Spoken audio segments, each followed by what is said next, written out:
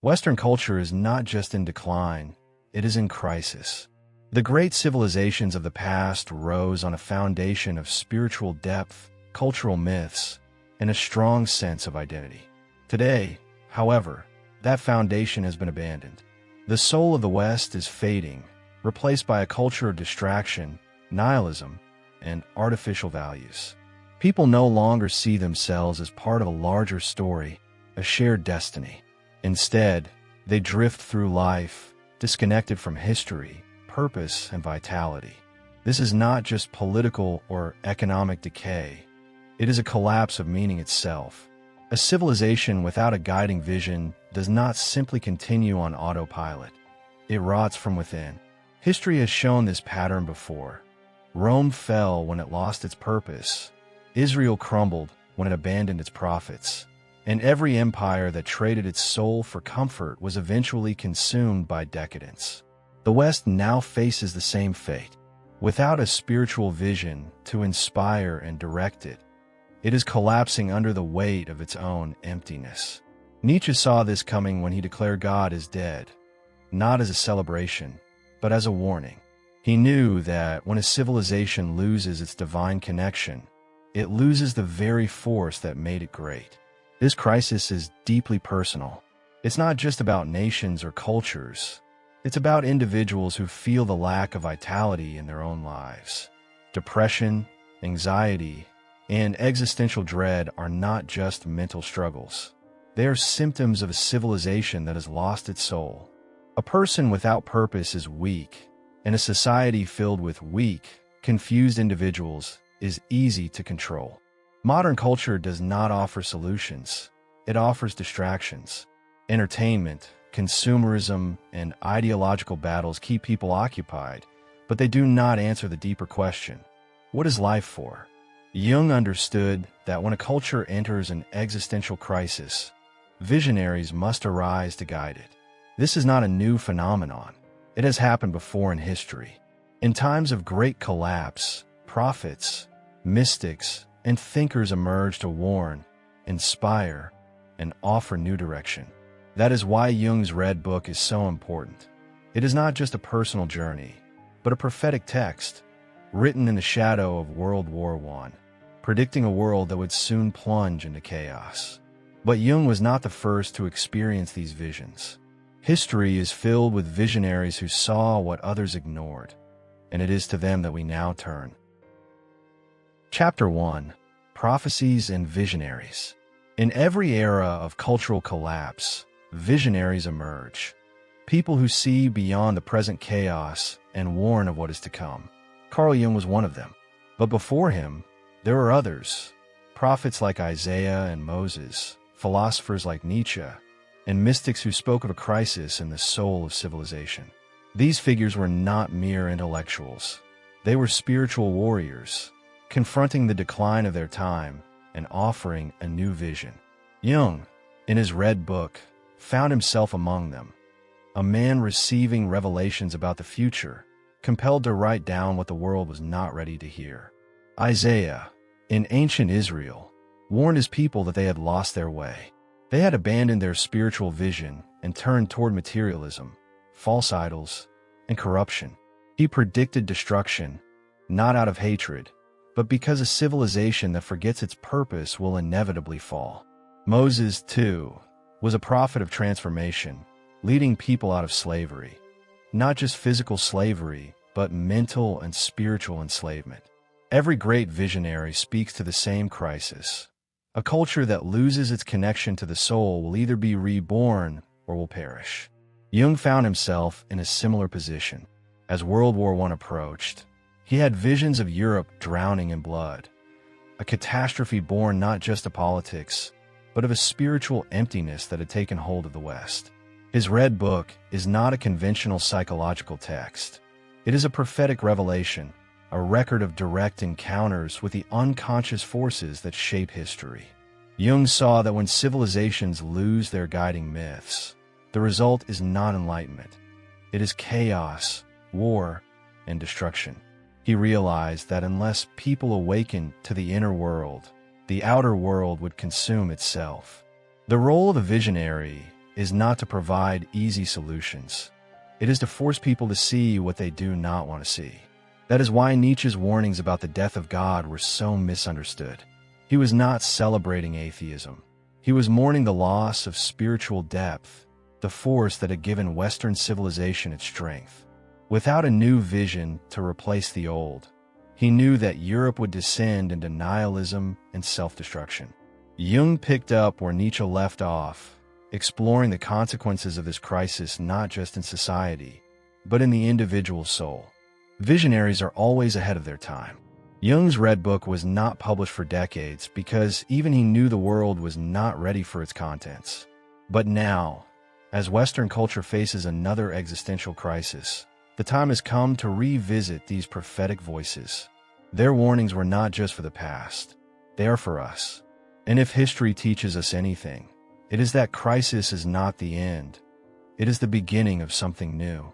But what determines whether a civilization rises again or disappears forever? That depends on how it responds to crisis. Chapter 2. The Role of Crisis in Shaping Destiny. Crisis is not just a moment of destruction.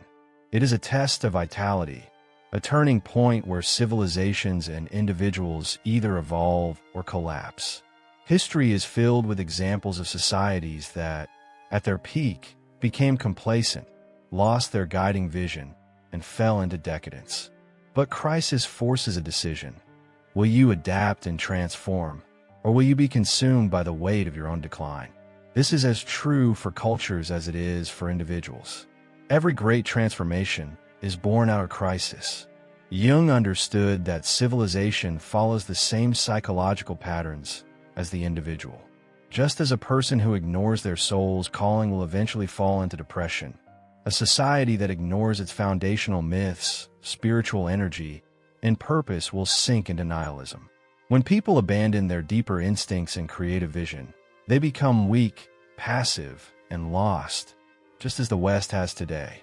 Crisis arises as a violent awakening, shattering illusions and forcing people to confront the uncomfortable truth.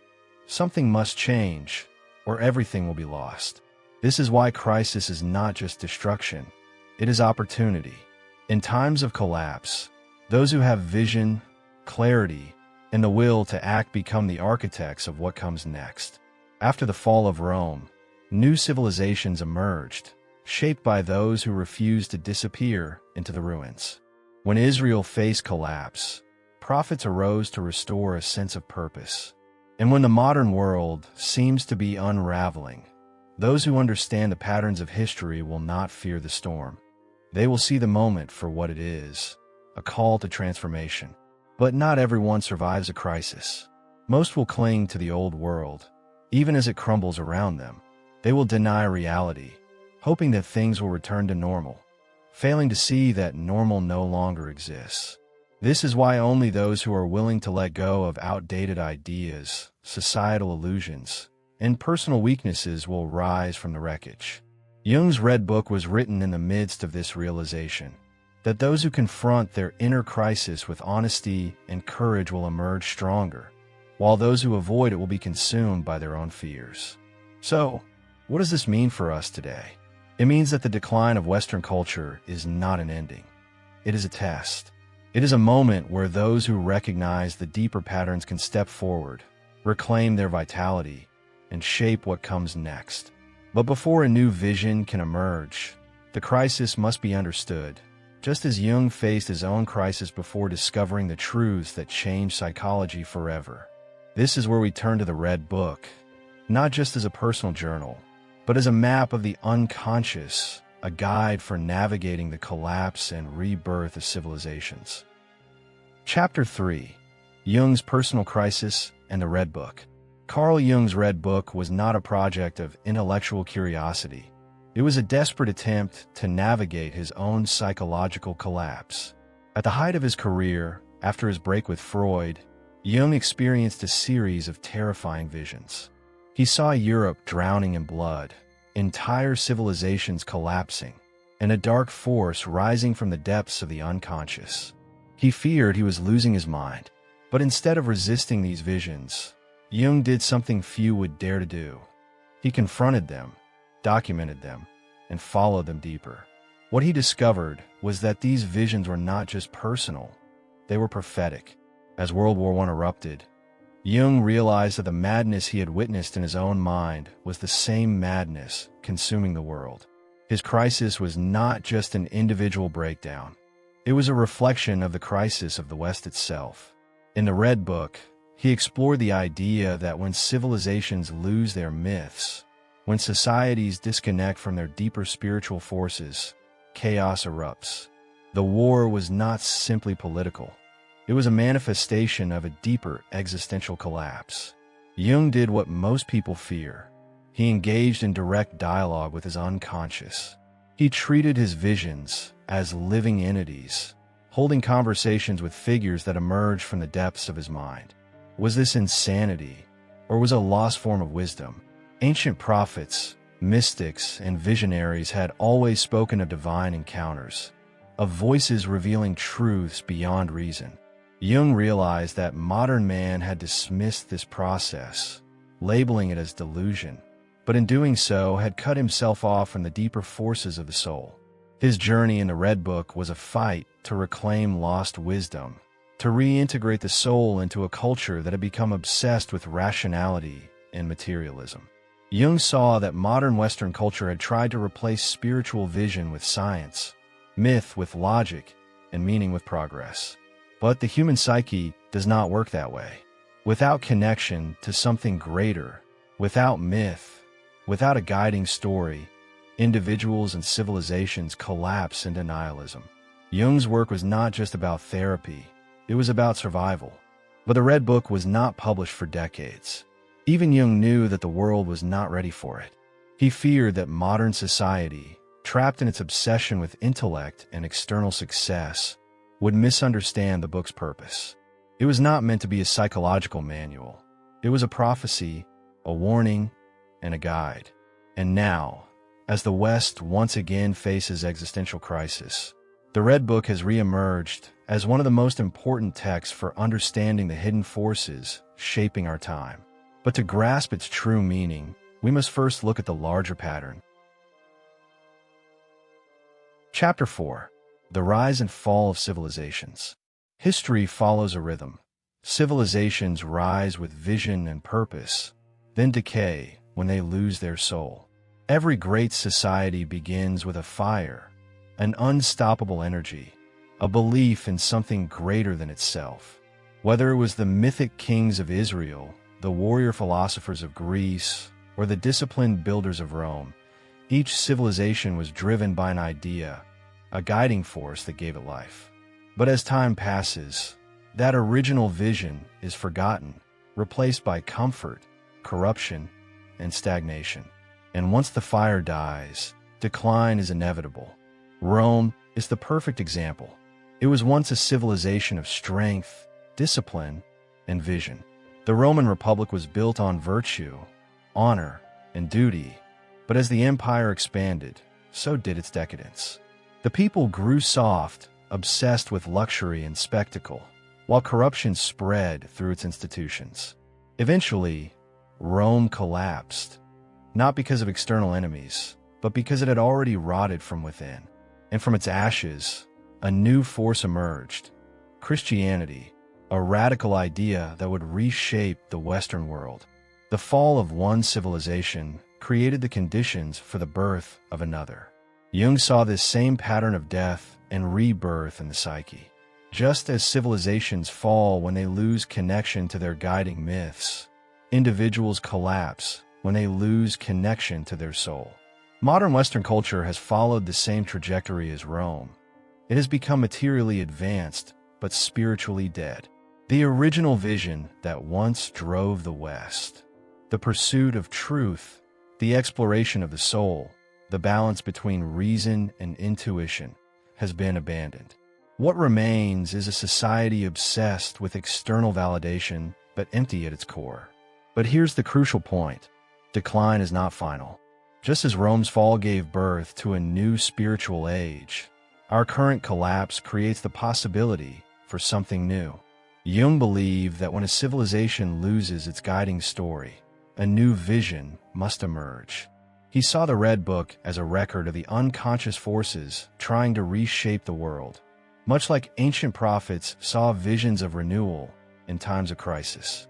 The old world is dying, but something else is waiting to be born. The question is, who will shape this next era? Will it be built by those who recognize the crisis and reclaim their vitality? Or will it be consumed by chaos? Jung believed that in every period of collapse, there are those who step forward as visionaries, as architects of the future. But to do this, one must first reignite their own life force, reclaim their own purpose, and break free from the nihilism of the present age. And that brings us to the most critical step: how individuals can reclaim their vitality and creative power in a collapsing world. Chapter 5. Reclaiming Vitality and Purpose. A civilization does not die overnight. It fades because its people lose the fire that once made them great. This is not just a historical pattern. It is a deeply personal challenge. When individuals become weak, passive, and detached from their soul, the culture around them follows the same trajectory. The decline of the West is not just about politics or economics. It is about a crisis of vitality, a failure to connect with a life force that drives real transformation. But that fire can be reignited, and it starts with the individual choosing to reclaim their purpose. Jung believed that energy and creativity are the antidotes to nihilism. A person without direction, without a sense of mission, will drift into weakness and despair. Modern culture tells people to seek comfort, but comfort is the enemy of vitality. Those who want to rise above the collapse must be willing to struggle, to develop discipline, to engage in acts that challenge the mind and body. Whether through philosophy, art, physical training, or leadership, the only way to break free from cultural decay is to live with intention, to cultivate inner strength, and to act with clarity. Leadership is another key factor. During times of crisis, those who can see clearly become the ones who shape the future. When Rome fell, it was not the masses who rebuilt civilization. It was the philosophers, the warriors, the visionaries who refused to be swallowed by the collapse. The same is true today. Most people will continue to live in distraction, avoiding the reality of their own weakness. But those who embrace their full potential, who take responsibility for their own transformation, will become the ones who set the foundation for what comes next. The process of reclaiming vitality is not abstract. It is practical. It means engaging with deep ideas, pushing physical limits, taking action instead of waiting for direction. It means questioning societal narratives, refusing to live passively, and developing the power to shape one's own destiny. The people who survive and thrive in an era of collapse are those who do not wait for permission to grow. They recognize the crisis for what it is, not just a disaster, but an opportunity to evolve. And this brings us to a final and crucial idea: the role of visionaries in guiding the future. The world has always been shaped by those who could see beyond the present, those who refuse to be trapped by the limitations of their time. Jung, Nietzsche, the ancient prophets, all of them understood that crisis is a call to awaken. But awakening is not for everyone. It is only for those who have the courage to face the truth.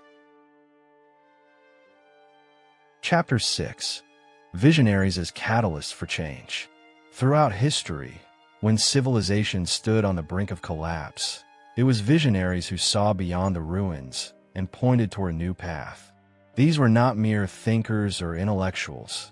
They were prophets, warriors, and architects of the future. They understood that the fall of a civilization is not just destruction. It is a moment of rebirth, an opening for something new. But only those who can see the deeper patterns, who have the strength to break away from mass delusion, can shape what comes next. Jung and Nietzsche were among these visionaries. Nietzsche saw the coming crisis of the West, warning that the loss of spiritual depth would lead to nihilism and decay. Jung took this insight further, delving into the unconscious forces that drive civilizations. He understood that without a connection to deeper myths, people become weak, lost, and easy to control. His Red Book was not just a psychological exploration. It was a prophetic warning, a guide for those who would need to navigate the next great collapse. Visionaries do not offer easy answers. They do not tell people what they want to hear. They tell them what they need to hear. This is why they are often ignored, ridiculed, or even attacked. But time proves them right. Isaiah was mocked before his prophecies came true. Socrates was executed before his wisdom reshaped philosophy. Nietzsche was dismissed as insane before the world realized he had foreseen the 20th century's horrors. Visionaries operate on a different timeline. They are speaking to the future, not just to the present. The West is at a turning point, and the question remains, who will rise to lead the next transformation? Most people are trapped in distraction, too consumed by their own fears to see the greater picture. But there will always be those who refuse to be sedated by comfort, who awaken to their own power, and who step forward to shape what comes next. The collapse of an era is terrifying to the weak, but to the strong is a call to action. And so, the real question is this: will you be among those who wait for history to happen to them, or will you be one of the few who shape it? Jung believed that those who confront the unconscious, who reclaim their soul, and who develop the will to act are the ones who will build the future. The choice is always there. The visionaries of the past have spoken. The crisis is here. What happens next depends on those who are ready to rise. Conclusion: will you wake up before it's too late? Carl Jung didn't just leave us with a theory. He left us with a warning. The fall of the West is not just something happening out there. It is happening within each individual who has lost connection to their soul, their purpose, their creative force. When people become passive, when they give in to distraction, when they stop questioning the world around them, that is when civilizations truly die. The real battle is not just political or cultural. It is spiritual. The question is, will you be one of the few who sees the crisis for what it is? Most will continue as they are, hoping things go back to normal, unaware that the past is gone and the future will be shaped by those who are willing to act. Jung's message was clear. Those who reclaim their own vitality, who engage with deep ideas, who push beyond the illusions of modernity, those are the ones who will define what comes next. The rest, they will be swept away by history. So, ask yourself, are you truly awake? Or are you still trapped in the illusions of a dying world? Will you reclaim your mind, your strength, your vision? Or will you fade into the background, just another spectator of collapse? Drop a comment below. Do you believe the West can be saved, or is it too late? What role do individuals play in shaping the future? Let's discuss. And if you're ready to go deeper into Jungian thought, into the hidden forces shaping the world, and into the real work of self-transformation, subscribe and turn on notifications, because this is just the beginning.